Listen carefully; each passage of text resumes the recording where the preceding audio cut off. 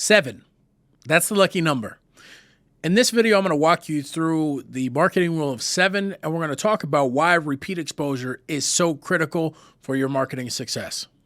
How are regular folks like you and I that aren't blessed with massive marketing budgets supposed to compete in spaces that take a ton of money, a ton of time, and a ton of resources, all while trying to stay sane? That's the question, and on this podcast, we're here to help you find answers. Welcome to the Marketing Stuff Podcast. Welcome back to the Marketing Stuff Podcast. I'm Resay Davis, and I'll be your host, walking you through the things that you need to know in order to land your first job in your marketing career or help you transition from your current career into marketing. So what is the rule of 7? Well, the rule of 7 essentially says that your client, your customer, your prospect needs to see messaging or your brand 7 times before they'll be ready to move forward. Matter of fact, when I was in sales, one of the things they talked about was like this idea of closing someone 7 times before they'd be willing to say yes. Now, when we think about the rule of 7, there's something that we have to really understand is that the rule of 7 is a shortcut for a psychological bias called the mere exposure effect.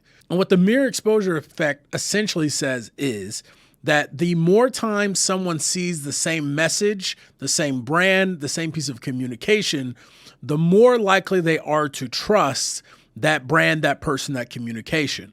So when we think about the rule of 7, all it really is saying, like, if you can get in front of your client, your customer over and over again, they're going to trust you more. So why is this repeated exposure so important?